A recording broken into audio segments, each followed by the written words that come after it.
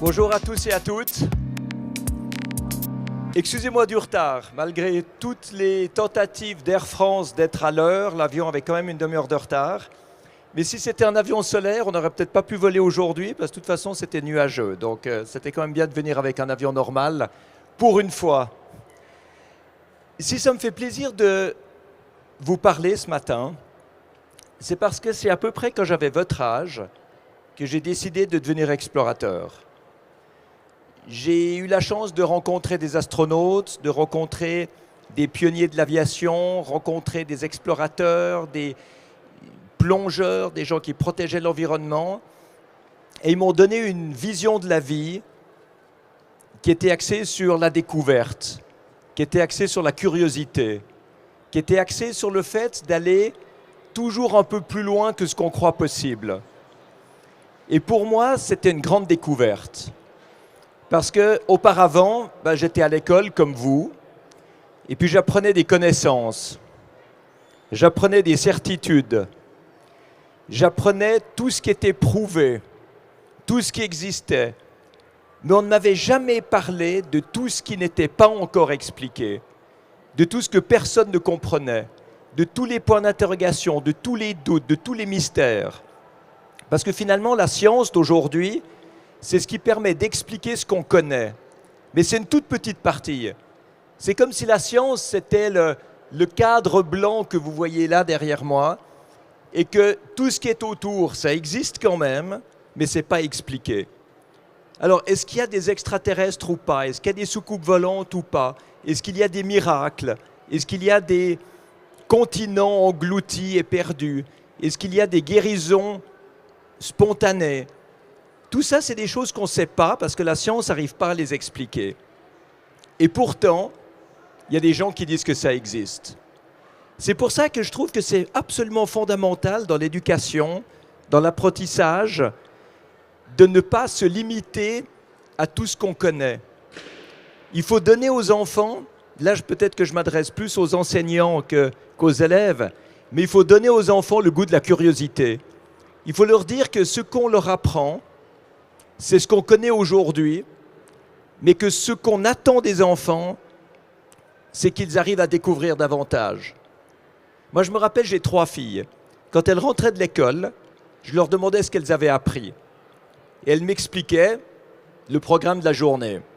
Puis je leur demandais ce que des enfants d'un autre continent, d'une autre religion ou d'une autre époque auraient appris sur le même sujet. Et elles ont réalisé que ça aurait été complètement différent. On n'apprend même pas la même histoire en Europe, en Amérique, en Palestine ou en Israël, en Russie ou en Ukraine. Ce n'est pas la même histoire. Ce n'est pas la même science chez les créationnistes qui pensent que Dieu a créé le monde il y a 6000 ans ou chez les darwiniens qui pensent qu'il y a une évolution depuis des millions d'années. Tout ça, c'est des visions complètement différentes. Et en fait, ce qui est fondamental, ce n'est pas forcément de savoir ce qui est juste et ce qui est faux. Ce qui est fondamental, c'est l'ouverture d'esprit pour essayer de trouver des réponses, pour essayer de poser des questions, pour essayer de connaître davantage. Et finalement, c'est ça que m'ont appris tous les pionniers, les explorateurs que j'ai rencontrés quand j'avais votre âge. Et c'est ça qui m'a donné envie de chercher. C'est ça qui m'a donné envie de me dépasser, de faire des choses que personne n'avait jamais imaginées possibles.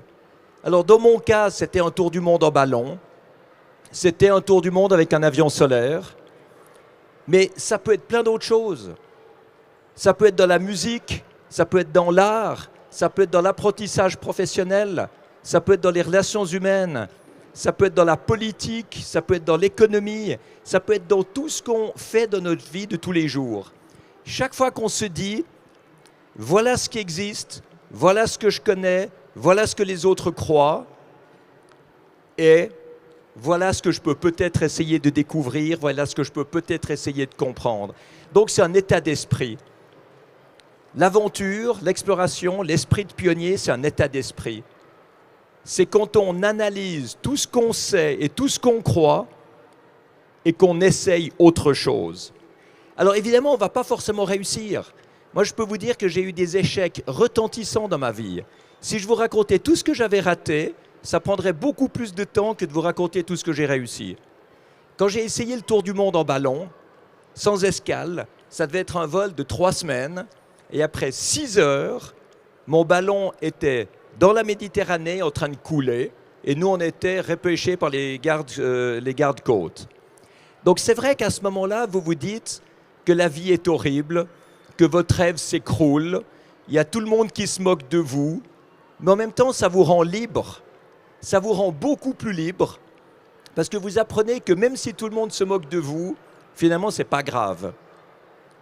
Et que si vous voulez réussir quelque chose dans votre vie, il faut essayer une fois de plus que le nombre d'échecs.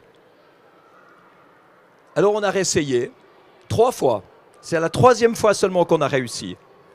Pour Solar Impulse, le rêve d'un tour du monde en avion solaire, ça a été 4 fois plus cher et 3 fois plus long que ce que j'imaginais.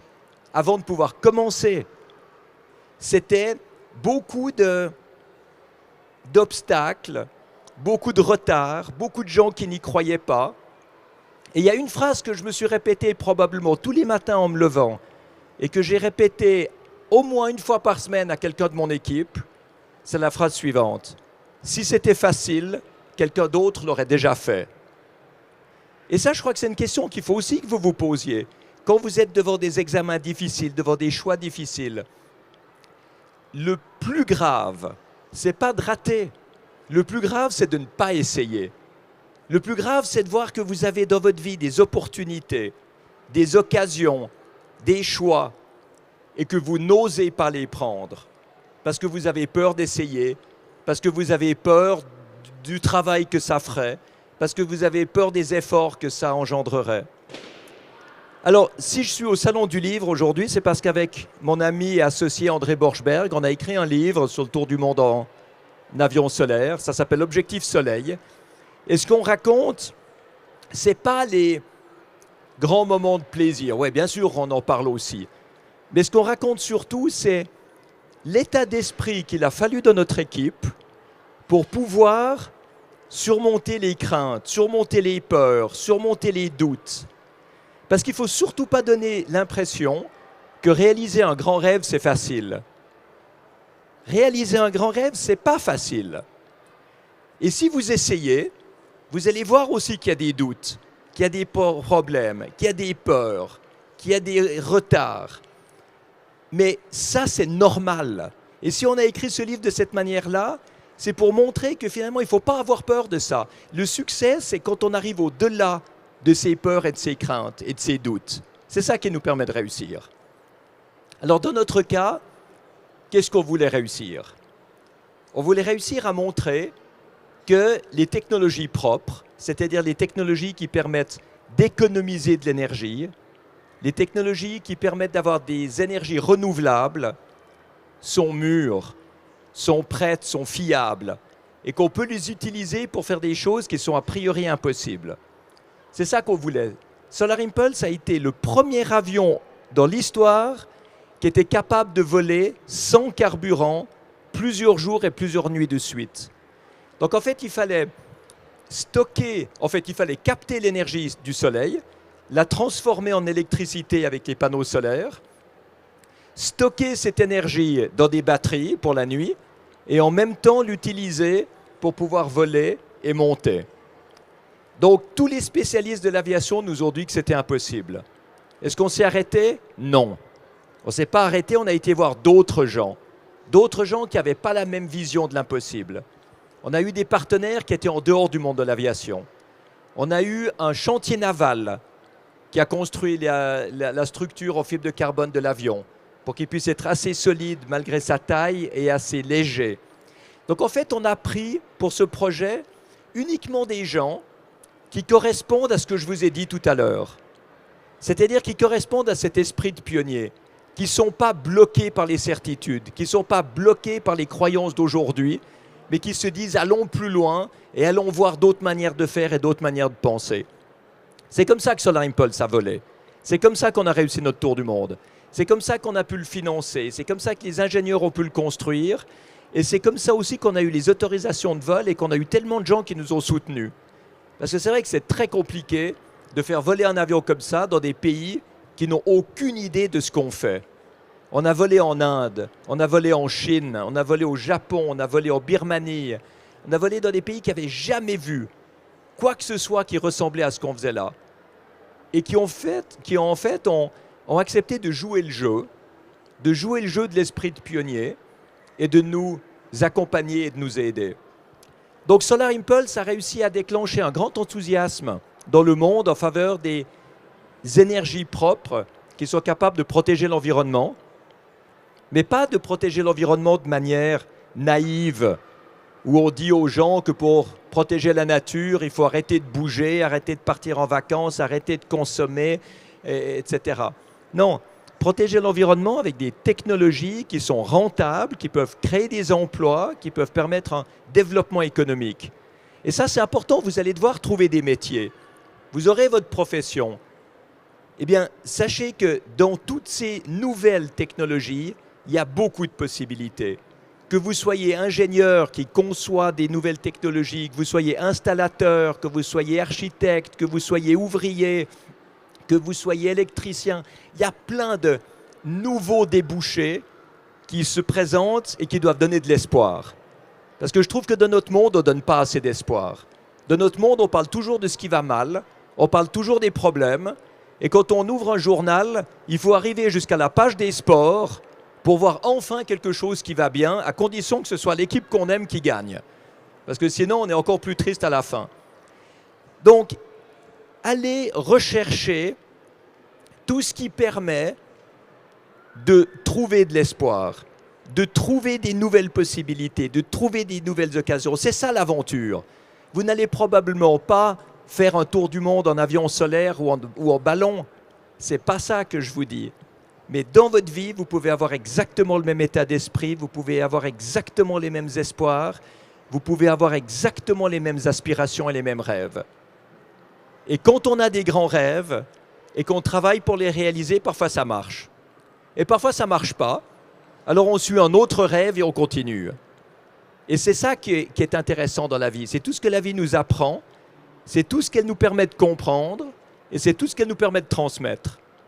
Donc finalement, c'est pour ça que j'ai du plaisir à vous voir aujourd'hui, malgré mon retard à l'arrivée, et de pouvoir échanger un moment avec vous. Donc maintenant, à vous le tour. Je crois que vous avez préparé des questions et on pourra débattre un peu ensemble. Ce que je vous demanderais, c'est d'écouter les réponses des questions de vos camarades, parce que souvent, chacun a une question et il ne veut entendre que la réponse à sa propre question. Alors quand c'est quelqu'un d'autre qui pose la question, écoutez sa question et écoutez aussi sa réponse. Parce que c'est comme ça parfois qu'on capte des nouvelles choses qui sont complètement inattendues. À vous.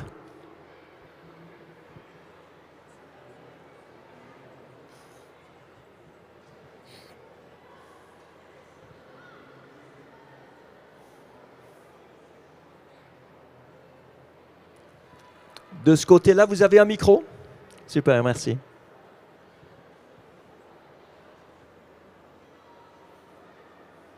Quel est votre prochain projet? Alors, le prochain projet, en fait, ce n'est pas une nouvelle aventure aérienne. Le prochain projet, c'est en fait la continuation de la promotion des technologies propres.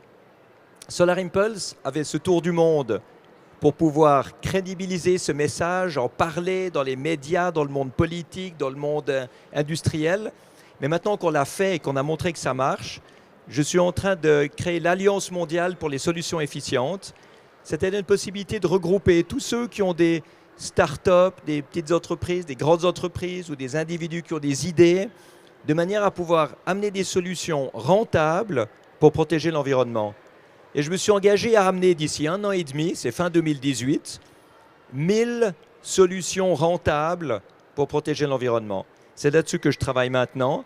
Et le projet Solar Impulse, le succès de Solar Impulse nous a ouvert énormément de portes avec les Nations Unies, avec la Commission européenne, avec d'autres institutions internationales, d'autres fondations. Et on travaille avec eux pour regrouper tous ceux qui ont ces solutions qu'on puisse ensuite amener pour pouvoir faire des programmes environnementaux un petit peu plus ambitieux dans les gouvernements. Parce que les gouvernements ont toujours un peu de peine à aller dans cette direction-là. Donc on veut les encourager avec des vraies solutions.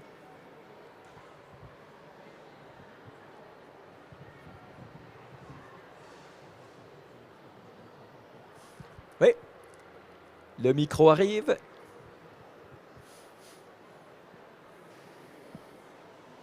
Comment vous faites pour, pendant le vol, aller aux toilettes? Alors, le cockpit, c'est une petite maison avec tout. On a le garde-manger avec les réserves de nourriture. D'un côté, on a la poubelle de l'autre. On a les toilettes sous le siège. Donc, en fait, il fallait enlever le coussin. On avait les toilettes qui étaient là. On avait le siège qui pouvait se coucher. On se lavait avec des serviettes humides, un peu comme les bébés. On dormait par petites tranches de 20 minutes, avec un réveil qui nous réveillait toutes les 20 minutes pour qu'on puisse contrôler si l'avion se comportait bien. Et comme on était filmé en permanence pour mettre sur Internet, avec plusieurs caméras dans le cockpit, il fallait simplement pas oublier de couper la caméra avant d'aller aux toilettes.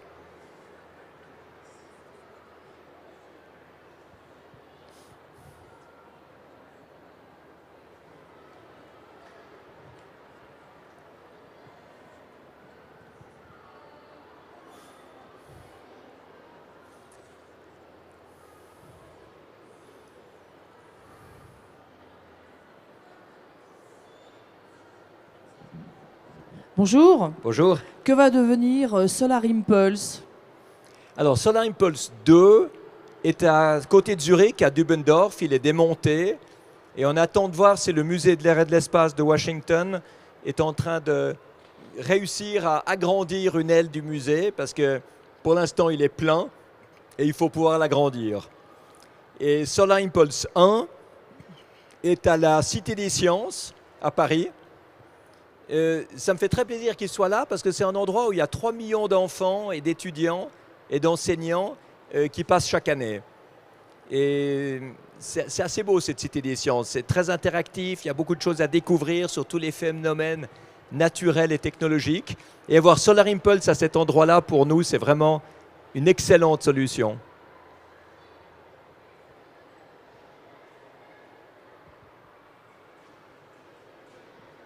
C'est une question sur le livre. Comment vous avez fait pour écrire un livre à deux? Enfin, je veux dire, C'est une super question. Écoute, j'avais déjà fait ça avec Brian Jones quand nous avons réussi le tour du monde en ballon. Et on avait essayé plusieurs variantes.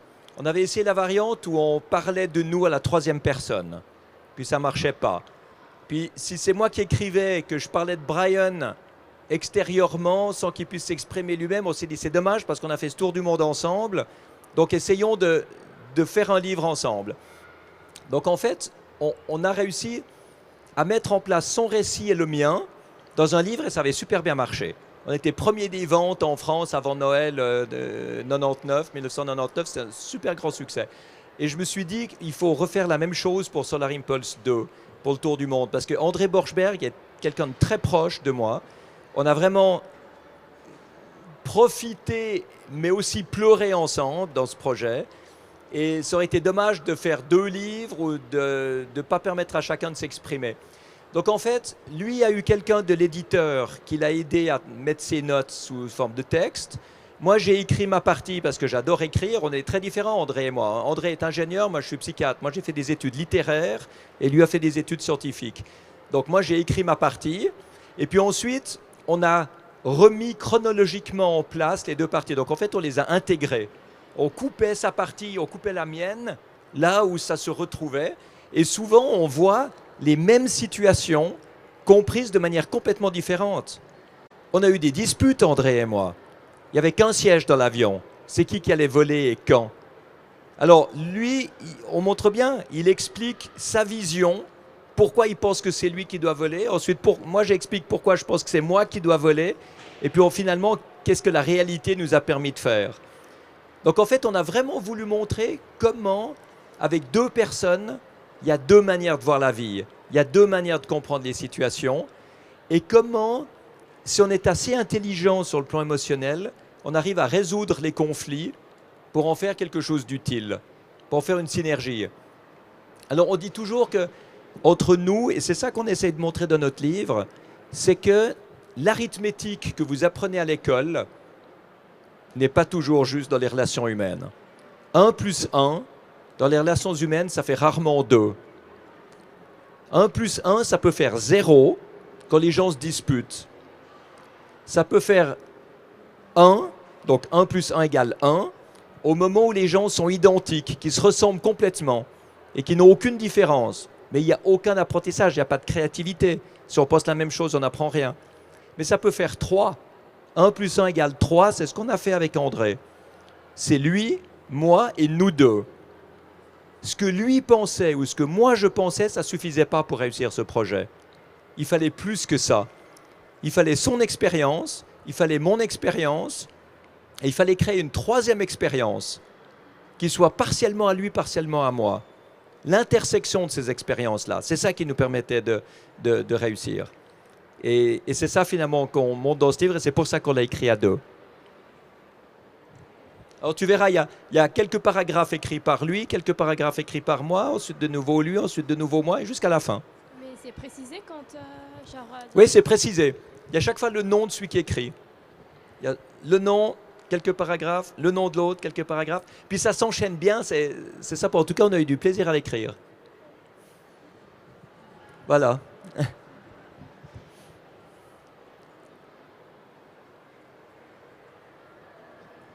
Bonjour. Bonjour. J'ai une... Est-ce que vous êtes allé jusqu'au bout de vos études ou vous êtes arrêté à un moment? Alors, j'ai été jusqu'au bout, mais avec une interruption au milieu. C'est-à-dire, j'ai fait mes études jusqu'à la Matu. Ensuite, j'ai fait une première partie de mes études de médecine. Je me suis arrêté 3 ans pour aller faire de l'ULM, des petits avions ultra légers que j'avais amenés dans des îles, aux Maldives, aux Canaries, en Grèce aussi pour transporter des touristes. Et puis, c'était trop difficile administrativement d'avoir ces autorisations de vol. C'était un petit peu trop tôt. Les gens n'étaient pas prêts. Et je me suis dit, je continue mes études maintenant. Et après 3 ans, j'ai fini mes études de médecine. Et ensuite, j'ai fait ma formation post-graduée de psychiatre. Mais c'est amusant ta question parce que j'ai un petit neveu. Quand il avait 10 ans, il a dit à sa mère, moi j'aimerais faire comme Bertrand, j'aimerais être explorateur, donc j'arrête l'école. Et sa mère lui a dit, écoute, si tu veux faire comme Bertrand, être explorateur, tu vas jusqu'à la Matu ou au bac, tu fais des études de plusieurs années, tu fais une spécialisation et ensuite tu décides ce que tu fais. Et je pense qu'il faut avoir un sol solide sous ses pieds si on veut faire de l'exploration ou de l'aventure. Ce n'est pas quelque chose qu'on fait parce qu'on n'a pas envie de faire autre chose. C'est quelque chose qu'on fait en plus.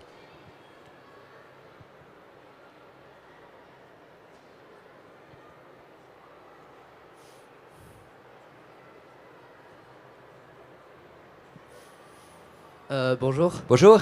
En quoi vos études vous a servi pour Solar Impulse 2?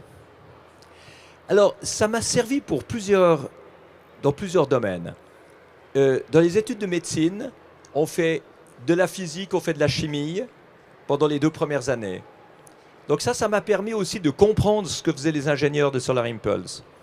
Je ne pouvais pas le faire moi-même parce que je n'avais pas le niveau, mais je comprenais ce qu'ils étaient en train de faire et je pouvais interagir avec eux. Ensuite, tout le côté de mes études littéraires, ça m'a permis d'avoir ce qu'on appelle l'esprit de synthèse, l'esprit d'analyse. C'est-à-dire d'arriver à comprendre les choses importantes et arriver à les retranscrire. Et Solar Impulse, ce n'est pas seulement un avion. Solar Impulse, c'est tout le message. C'est toute la manière de communiquer ce message. C'est toute la manière d'expliquer aux gens à quoi servent ces technologies, à quoi sert l'esprit de pionnier, à quoi sert l'esprit d'exploration. Donc finalement, je pense que si je n'avais pas été médecin, si je n'avais pas fait mes études, ou si je m'étais arrêté à 15 ou 16 ans de l'école, peut-être que j'aurais eu envie de faire tout ça, mais je n'aurais pas eu les moyens de le faire, je n'aurais pas eu les outils de le faire. Et c'est pour ça que je pense que c'est important de réussir sa scolarité, d'aller jusqu'au bout et d'investir du temps et des efforts là-dedans. Quand j'allais voir des chefs d'entreprise qui devaient mettre des millions pour financer ce projet, le fait que j'ai fait des études, que je sois médecin, que je puisse parler leur langage, ça les a aussi rassurés. Si j'étais arrivé avec un t-shirt et des baskets en leur disant « Hey mec, cool, tu me passes quelques millions pour mon truc », je te promets que ça n'aurait pas marché.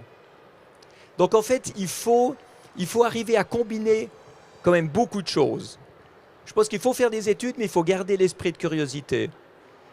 Il faut savoir s'amuser, mais il faut savoir être sérieux à d'autres moments. Donc en fait, c'est une grande palette de couleurs qu'il faut arriver à construire dans sa vie. Grande palette de couleurs. Puis suivant les moments, on prend une couleur ou une autre.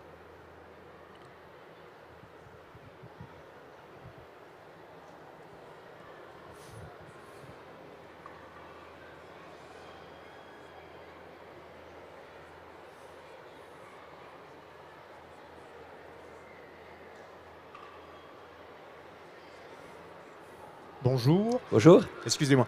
Est-ce que vous vous êtes fait peur pendant votre tour du monde? Je me suis fait souvent peur au sol, mais pas en vol, paradoxalement. En vol, c'était très bien préparé. On avait nos météorologues, nos contrôleurs aériens, les simulations de trajectoire. Donc en fait, on était vraiment bien préparé. En plus, on s'était entraîné avec André à sauter en parachute, à gonfler notre canot de sauvetage si on était en mer tout seul, à survivre jusqu'à l'arrivée des secours. Donc on était bien prêts. Je dois dire que je ne me suis pas fait peur. Par moments, ce n'était pas très rassurant. C'est clair, vous êtes au milieu d'un océan, il commence à y avoir des turbulences, vous êtes à 3-4 000 km de la côte, vous savez qu'il faut 1 ou 2 jours pour qu'un bateau vienne vous chercher si vous tombez en mer. Ce n'est pas rassurant, mais j'ai jamais eu peur. Par contre, j'ai souvent eu peur au sol. J'ai souvent eu peur pour le projet. J'ai eu peur de ne pas trouver les financements. J'ai eu peur qu'on n'ait pas les autorisations. J'ai eu peur des problèmes techniques. J'ai eu peur des problèmes humains dans l'équipe. À la fin, j'avais peur de glisser dans la douche le jour avant de faire un vol et puis de me casser la cheville et de ne pas pouvoir être dans le cockpit. Et que ce soit quelqu'un d'autre qui doit voler à ma place. Donc c'est vrai que, paradoxalement, en vol, c'était la libération. C'était les moments les plus fantastiques. Vous imaginez, vous êtes au milieu d'un océan, vous voyez que le soleil vous donne votre énergie, vous regardez le soleil, vous regardez vos 4 moteurs électriques qui tournent, il n'y a pas de carburant, il n'y a pas de bruit, il n'y a pas de pollution. Et vous vous dites, mais je suis dans un film de science-fiction. Et en fait, c'est la réalité. Ce n'est pas le futur, c'est aujourd'hui. Et vous vous dites, c'est le reste du monde qui est dans le passé, avec son pétrole, ses moteurs polluants et ses énergies fossiles. Solar Impulse, c'est le présent déjà, c'est ce qu'on peut faire aujourd'hui. Et ça, c'était merveilleux, c'était une extase, c'était un sentiment magique, c'était l'état de grâce de piloter cet avion. Et en vol, votre plus gros problème technique, ça a été quoi? Pour moi, j'ai pas eu de problème technique. André a eu, au décollage du Japon pour aller vers Hawaï, une panne du système de surveillance du pilote automatique. Donc le pilote automatique pouvait toujours s'enclencher, mais s'il y avait une turbulence et que le pilote automatique sautait, le système qui réveillait le pilote ne marchait plus. Mais on en avait 3 autres qui marchaient, mais qui n'étaient pas certifiés. Et celui qui était certifié est tombé en panne. Parce que finalement, quand on doit faire une certification officielle, c'est tellement plus compliqué que finalement, les risques de panne sont encore plus grands. Donc nos ingénieurs ont dit, il faut rentrer sur le Japon. Moi, j'étais avec l'équipe de sol à Monaco, André était dans le cockpit, on s'est concerté et on s'est dit, il est hors de question de revenir au Japon. Si on revient au Japon, les Japonais vont faire une enquête pour savoir pourquoi il y a eu un problème technique. Ça allait prendre des semaines ou des mois. Ils ne nous auraient pas laissé repartir. La seule possibilité de protéger l'avion, c'était une tente gonflable. Et on était au début de la saison des typhons. Donc Solar Impulse 2 aurait été détruit et le projet se serait arrêté. Et on avait fait à ce moment-là le quart du tour du monde. Donc l'échec complet. Et André et moi, on s'est dit, on continue. Et il a fallu convaincre les ingénieurs que c'était un bon choix. Mais les ingénieurs étaient en dépression. Ils étaient en train de pleurer la tête dans les mains en disant, mais comment est-ce que 2 personnes raisonnables peuvent refuser le choix des ingénieurs qui sont des spécialistes? Et en fait, on voyait bien, les ingénieurs avaient fait un travail fantastique d'ingénieurs, mais pas d'explorateurs. André et moi, nous étions dans le côté explorateur. Il fallait faire le saut dans l'inconnu. On ne peut pas faire un projet comme ça sur le papier, sur son ordinateur, on doit le faire dans la réalité. Et les ingénieurs avaient tellement peur qu'on casse leur avion qu'ils préféraient que l'avion reste au sol plutôt que nous, on prenne le risque de continuer. Et ça a été un bras de fer terrible. Le vol a été un succès total. Et les ingénieurs ensuite ont bien dû réaliser qu'on avait fait le bon choix, même si on ne les avait pas écoutés. Mais il a fallu 6 mois de psychothérapie d'équipe pour arriver à ressouder toute cette équipe pour pouvoir continuer la deuxième partie du Tour du Monde. Donc ça, c'était, je pense, la plus grosse crise. Et les systèmes non certifiés, ils ont fonctionné ou pas? Et les systèmes non certifiés ont très bien fonctionné. Donc c'est plus le côté administratif qu'on a pris pour son grade que la technologie.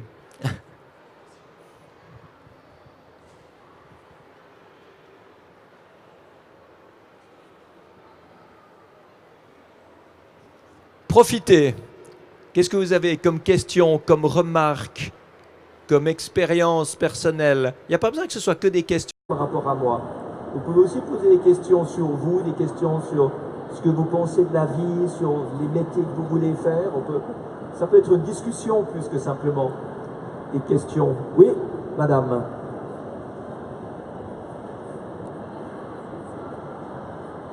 Bonjour. Bonjour. Lors d'une interview, vous avez dit que votre rêve serait encore de mettre sur pied une école ou bien où vous allez enseigner l'auto-hypnose. Alors je voulais savoir où vous en étiez de ce projet. C'est vrai que c'est quelque chose que j'aimerais beaucoup faire. Et j'ai toujours pas le temps de le faire. Parce que je suis toujours pris par des tournées de conférences pour promouvoir les technologies propres et les énergies renouvelables. Et pour l'instant, ça prend tout mon temps. Mais j'ai très très envie de créer un enseignement de l'auto-hypnose pour des non-médecins, des non-thérapeutes, des gens à qui on peut apprendre comment se prendre en charge eux-mêmes, personnellement, se responsabiliser sur leur état et sur leur santé avec ces techniques d'auto-hypnose. Parce que l'hypnose, en gros, sans entrer dans beaucoup de détails, c'est une manière de retourner le regard de l'extérieur vers l'intérieur. Normalement, dans la vie, je ne sais pas si vous avez remarqué, mais on est toujours conscient de ce qui se passe à l'extérieur. On voit, on entend, on sent, on touche, tout est à l'extérieur de soi. Et on n'apprend pas cette conscience de l'intérieur. L'auto-hypnose, c'est ce qui permet de renverser ce regard et de se sentir exister, se sentir conscient. Et là, on peut gérer ses émotions, gérer ses peurs, gérer son stress, gérer des phobies, des dépressions réactionnelles, des angoisses, de manière beaucoup plus efficace qu'avec des très longues thérapies qui nous apprennent peut-être pourquoi on va mal, mais qui nous apprennent peu à changer. L'auto-hypnose, c'est un processus de changement. Et j'ai beaucoup appris ça à mes enfants par rapport à des petites interventions chirurgicales ou après des accidents ou bien pour leurs examens. Je leur ai appris à développer cette relation de confiance avec soi-même de manière à pouvoir ensuite projeter en visualisation cette confiance sur des moments d'examen difficiles. Et ça a très très bien marché. Et je me rappelle qu'à un des derniers examens d'une de mes filles, je lui ai dit, tu veux un petit moment d'auto-hypnose ce soir pour être en forme demain? Puis elle me regarde, elle me dit, mais papa, ça fait longtemps que je fais ça tout seul, j'ai plus besoin qu'on m'explique. Et ça devient finalement une manière de fonctionner où on intègre vraiment cette conscience de soi-même dans l'instant présent, dans son corps, dans ses émotions, dans toutes les ressources qu'on peut avoir. Parce que l'être humain a beaucoup plus de ressources. On croit toujours qu'on est au bout de nos capacités quand on a un problème, mais ce n'est pas vrai. On a beaucoup plus de capacités que ce qu'on croit. Alors j'espère que je vivrai assez longtemps pour arriver à faire encore ça, parce que c'est quelque chose que j'ai vraiment envie de faire avant la fin de ma vie. Et puis que moi aussi. Alors, pour pouvoir y participer. Oui. Et puis, est-ce que vous travaillez encore en tant que médecin? J'ai arrêté mon cabinet médical. Il y a des psychologues qui sont dans mon cabinet avec moi, mais moi je suis dans mon côté énergie renouvelable, protection de l'environnement, etc. Ce qui reste finalement une activité de médecin. Parce que je pense que les technologies propres sont des thérapies pour soigner la planète de son addiction et de sa dépendance aux énergies fossiles. Donc c'est exactement le travail d'un psychiatre. Merci.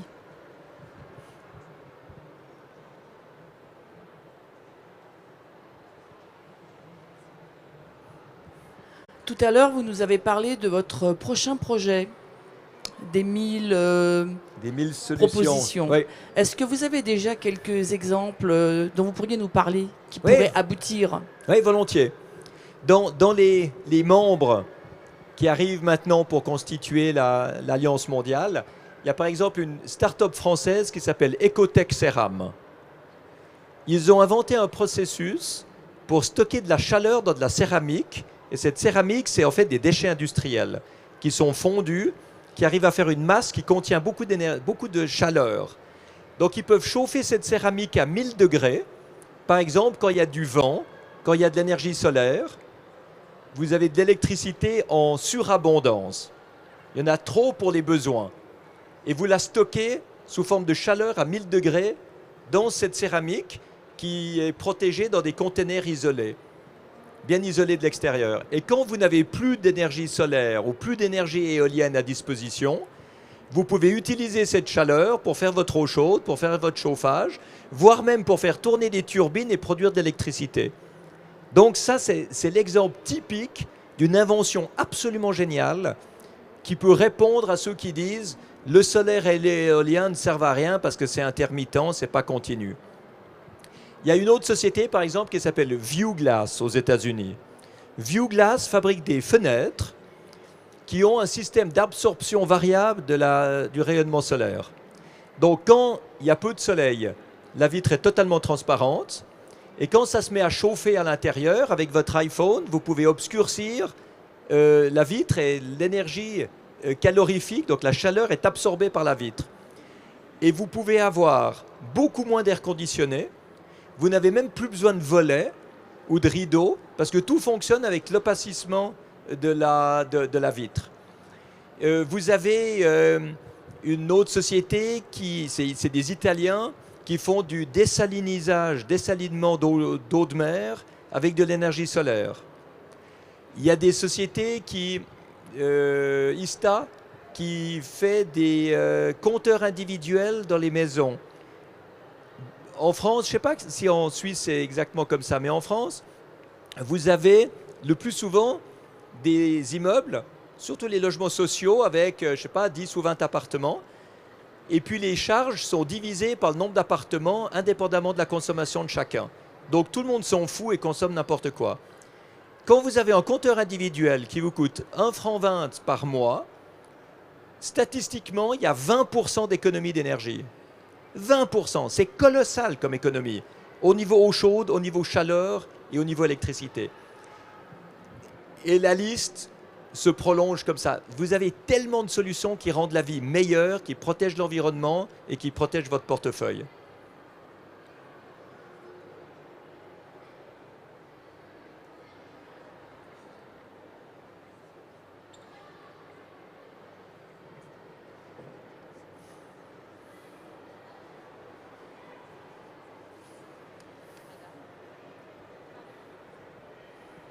Oui, bonjour. Bonjour.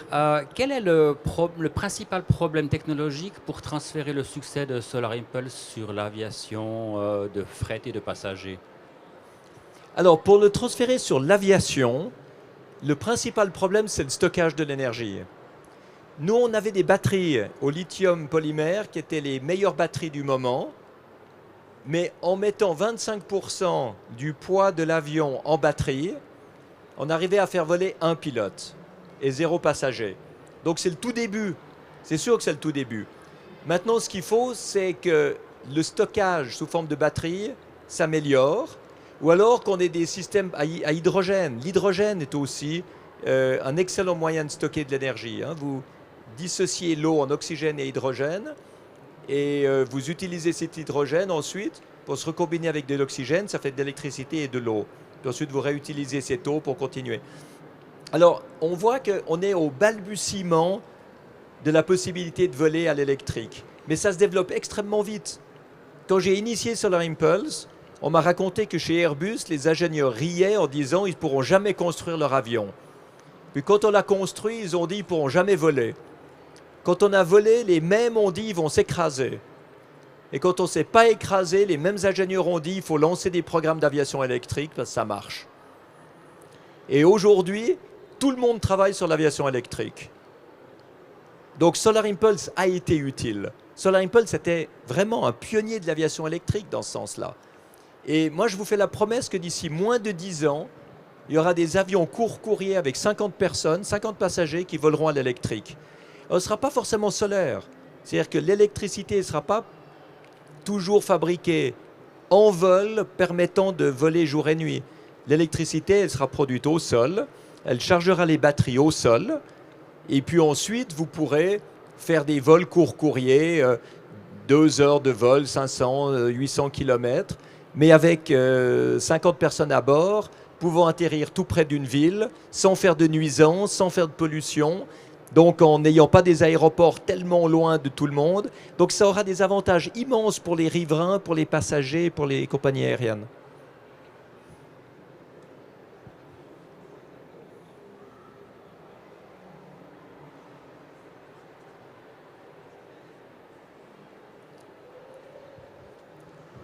Autre question, autre remarque?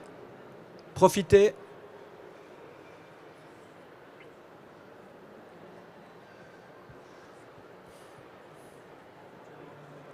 Oui, Monsieur Picard, bonjour. Oui, bonjour. Moi, j'avais une remarque concernant l'énoncé de votre conférence ici où il y a marqué « rencontre scolaire » avec Bertrand Piccard. Moi, j'aurais proposé éventuellement rencontre solaire avec Bertrand Piccard parce que vous nous avez quand même éclairé sur de nombreux points. Merci. Ça ne sera pas le mot de la fin, rassurez-vous. Merci. J'aime bien votre remarque. Merci.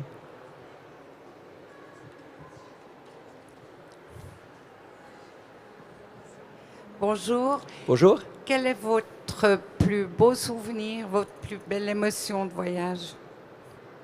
Il y en a beaucoup qui sont fantastiques, mais il y en a une peut-être qui est particulièrement forte. C'est quand j'ai décollé de Hawaï pour la Californie.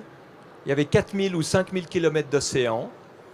Et j'ai fait le tour de l'île, donc je voyais toujours la côte. Et puis quand je suis arrivé au bout de l'île, j'étais face à l'océan.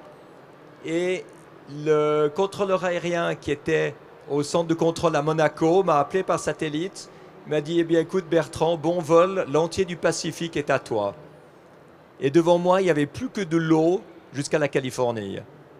Et ça, c'était un moment fantastique parce que c'est le moment de rupture. C'est le moment où vous êtes dans quelque chose de totalement nouveau. Je n'avais jamais traversé un océan avec Solar Impulse. Et la côte était derrière soi et j'avançais vers l'inconnu. Et comme symbole, c'est magnifique. C'est vrai que si vous voulez atteindre la côte suivante, vous devez perdre de vue la côte précédente. Et il y a un moment où vous ne voyez ni le départ, ni l'arrivée. Et là, vous vous dites, je suis dans l'aventure. Et c'est là que vous devez développer cette confiance à l'intérieur de vous. Le courage, il en faut. Mais la confiance, c'est encore plus important. C'est quand vous savez que vous avez à l'intérieur de vous les ressources qu'il faut pour réussir. Et ça, c'est un moment fabuleux. Alors, il y avait un autre moment extraordinaire aussi, c'était l'arrivée à Abu Dhabi. André avait décollé d'Abu Dhabi en direction de l'Est. Moi, je revenais depuis l'autre côté. J'ai survolé l'aéroport et la ligne où André avait décollé 15 mois plus tôt. Et je me suis dit, eh bien, maintenant, on a réussi. Et ça faisait 15 ans de travail pour y arriver. Puis pendant 1h20, j'attendais que les équipes au sol soient prêtes, que le vent se calme un peu. C'était le milieu de la nuit. Et j'ai tourné sur Abu Dhabi pendant 1h20. Et il n'y avait plus de stress, il n'y avait plus d'enjeu. On avait réussi, j'avais plus qu'à profiter. Et là, j'ai eu tous les membres de l'équipe qui se sont relayés à la radio, qui se sont relayés par téléphone satellite pour me féliciter, moi pour les remercier. Et c'était un moment d'équipe qui était inoubliable, c'était fantastique. Ça, j'aurais jamais voulu que ce moment s'arrête. Bon, à un moment donné, j'ai entendu dans la radio, prends tel cap, descends à telle altitude et commence l'approche. Je me suis dit, ok, l'aventure se finit. Merci.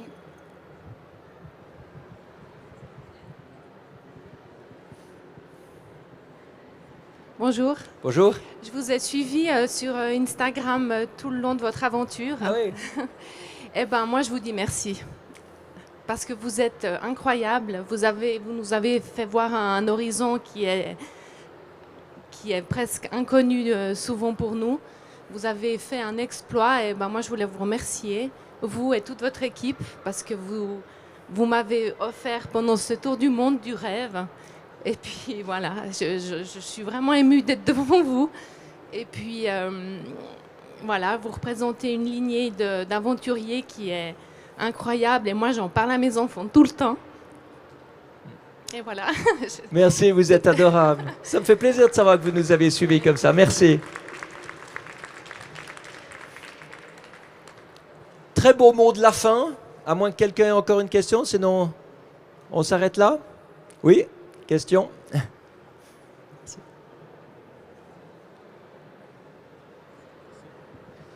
Oui, Monsieur Picard, vous avez parlé de la technique, et puis là on revient aussi avec le remerciement de Madame et sur certaines choses dont vous avez parlé, c'est l'humain.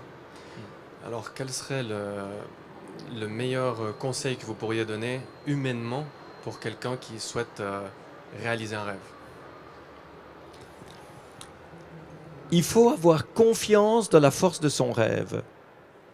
Il faut se donner les moyens d'y arriver aussi. Le rêve, c'est le but. Hein, on se dit, voilà ce que j'aimerais atteindre. Mais il faut comprendre qu'il faut se donner les moyens pour y arriver. Donc, il y a des obstacles à franchir, il y a des difficultés à résoudre, il y a des moments de désespoir, des moments de frustration, et tout ça, c'est normal. Là encore, si c'était facile, quelqu'un d'autre l'aurait déjà fait. Donc je pense que chaque fois qu'on est devant un problème, il faut réaliser une chose, et c'est peut-être ça l'essentiel de votre question et de ma réponse. Qu'est-ce que chaque obstacle nous apprend? Qu'est-ce qu'on va pouvoir découvrir qu'on n'avait pas encore compris? En d'autres termes, quels sont les outils qu'on n'avait pas avant le problème et qu'on va pouvoir acquérir grâce au problème? Alors, je vous donne un exemple. Un enfant qui perd ses parents, ce n'est pas une situation qui est facile, c'est une situation qui est triste, c'est une crise. Mais c'est aussi l'occasion d'apprendre à devenir indépendant, d'apprendre à devenir responsable soi-même. Donc ça ne veut pas dire que la crise est agréable ou qu'elle est facile, mais ça veut dire qu'elle nous oblige à trouver l'outil qu'on n'avait pas encore, l'indépendance et la responsabilité, qu'on va devoir acquérir pour pouvoir fonctionner mieux dans le futur. Si on rate un examen, c'est pas facile de rater un examen. On peut pleurer, on peut rater son année, on peut devoir changer d'orientation scolaire, mais ça nous apprend quoi? Ça nous apprend que notre manière de travailler était fausse. Et que de toute façon, en travaillant comme ça, même si on n'avait par hasard réussi cet examen, on aurait raté plus tard. Donc ça nous oblige à nous remettre en question. Ça nous oblige parfois à aller chercher de l'aide. Ça nous oblige à apprendre d'autres manières de mémoriser, d'autres manières de travailler, d'autres manières de réfléchir. Et ensuite, on apprend et on est meilleur. Et dans tous les rêves, c'est ça. Il faut fonctionner comme une abeille. Pardon, c'est faux. Il faut fonctionner comme une guêpe et pas comme une abeille. Essayez de voir la différence entre l'abeille et la guêpe. Si vous avez une chambre, une pièce avec plusieurs fenêtres, une fenêtre ouverte et toutes les autres fenêtres fermées, vous mettez une abeille contre la fenêtre fermée, elle ne va jamais trouver la sortie. Elle va rester devant la même fenêtre pendant des heures et des jours jusqu'à ce qu'elle meure. Mais si vous avez une guêpe dans la chambre, qui est contre la vitre fermée, elle va essayer toutes les vitres. Toutes les vitres l'une après l'autre. Elle va essayer la première, ça ne marche pas. La deuxième, ça ne marche pas. La troisième, ça ne marche pas. Et finalement, elle trouvera la fenêtre qui est ouverte, elle pourra sortir. C'est comme ça qu'il faut apprendre à raisonner. Il ne faut pas rester buté et obstiné contre un obstacle. Il faut apprendre à être persévérant et flexible et créatif pour arriver à trouver toujours des nouvelles manières d'essayer jusqu'à ce qu'on réussisse.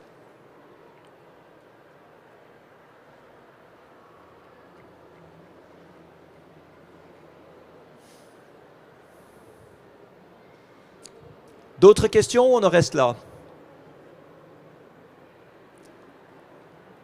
Question derrière vous. Bonjour. Après avoir suivi les travaux de votre père à Cuillier et avoir débuté le deltaplan ensemble au Diableret, je voulais vous féliciter parce que vous nous avez fait rêver toute votre vie. Et je pense continuer comme ça, c'est super. Ça nous fait super rêver. Depuis nos débuts en Delta, depuis tout ça. Et merci, ça fait plaisir de vous voir. Plein de souvenirs. Ouais. Eh bien, écoutez, il me reste à vous souhaiter beaucoup de succès, beaucoup d'aventures, beaucoup de réflexions dans ce que vous aimez, dans ce que vous avez envie de faire, dans votre scolarité, dans vos études, dans votre vie. J'espère que ce petit moment vous aura donné quelques pistes, quelques idées, quelques désirs. Et je vous souhaite le meilleur pour la suite. Au revoir.